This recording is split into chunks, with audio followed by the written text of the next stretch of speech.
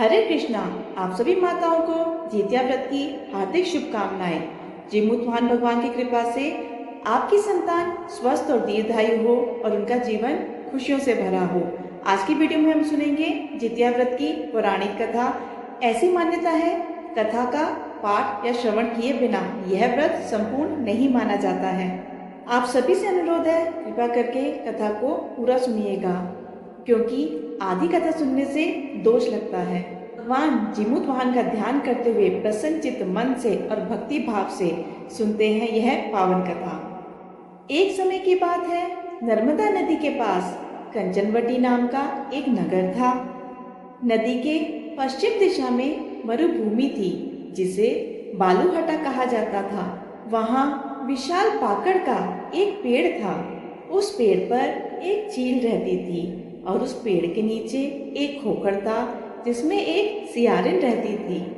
चील और सियारिन में गहरी दोस्ती थी। एक बार दोनों ने कुछ स्त्रियों को जितिया व्रत करते हुए देखा।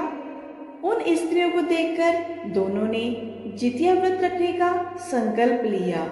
उन दोनों ने जिमुतवाहन भगवान की पूजा करने के लिए निर्जला व्रत रखा। संयोगवश व्रत के दिन उस नगर में एक बड़े व्यापारी की मृत्यु हो गई और व्यापारी का दाह संस्कार उसी मरुस्थल पर किया गया। दिन बीतने के बाद जब रात हुई तो वहां मौसम खराब हो गया। बिजली कड़कने लगी, बादल गरजने लगे। अब सियारिन को भूख लगने लगी। मुर्दा देखकर वह खुद को रोक ना पाई और उसने व्यापारी के शरीर को खा लिया और उसका व्रत टूट गया। पर चील ने संयम रखा और नियम और श्रद्धा से अगले दिन व्रत का पारण किया। फिर अगले जन्म में दोनों सहेलियों ने एक ब्राह्मण परिवार में 2 पुत्रियों के रूप में जन्म लिया। चील बड़ी बहन बनी और उसका नाम शीलावती रखा गया। शीलावती की शादी बुद्धिसेन के साथ हुई। सियारन छोटी बहन के रूप में जन्मी। उसका नाम कपूरावती रखा गया और उसकी शादी नगर के राजा मलाईकेतु से हुई। अब कपूरावती कंचनवटी नगर की रानी बन गई। भगवान जिमुतवाहन के आशीर्वाद से शीलावती के 7 पुत्र हुए, पर कपूरावती के बच्चे जन्म लेते से ही मर जाते थे। ऐसे ही समय बीतने लगा और शीलावती के 7 पुत्र बड़े हो गए। वह सभी राजा के दरबार में काम करने लगे।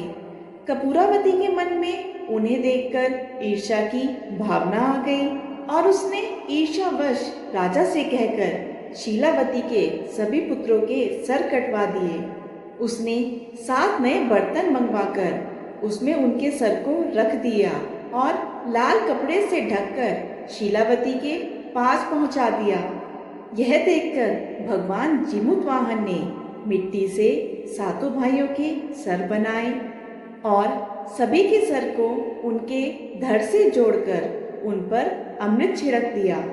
इससे सभी में जान आ गई और शीलावती के 7 पुत्र जीवित हो गए और वह 7 भाई अपने घर लौट आए।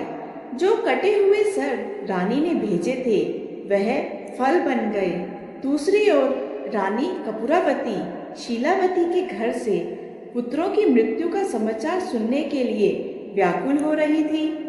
जब बहुत समय तक कोई समाचार नहीं आया, तब कपूरावती स्वयं ही बड़ी बहन के घर चली गई। वहां सबको जिंदा और खुश देखकर वह बेहोश हो गई। जब उसे होश आया, तब उसने अपनी बहन को सारी बात बता दी। उसे अपनी गलती का पछतावा हो रहा था। भगवान जिमुतवाहन की कृपा से शीलावती को अपने पूर्व जन्म की सब बातें याद आ गई।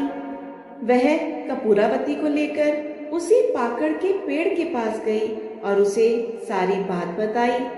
यह सुनकर उसी समय कपूरावती मृत्यु को प्राप्त हुई। जब राजा को यह सूचना मिली तो राजा ने उसी पाकड़ के पेड़ के नीचे उसका दाह संस्कार कर दिया। हे भगवान जिमुतवाहन, जैसे आपने शीलावती के 7 पुत्रों की रक्षा करी, उसी प्रकार इस कथा को कहने वाले, सुनने वाले और हुंकार भरने वाले सब पर कृपा करना, सभी माताओं के संतानों की रक्षा करना।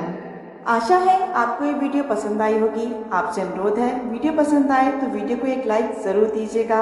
आपका एक एक लाइक मेरे लिए बहुत महत्वपूर्ण होता है।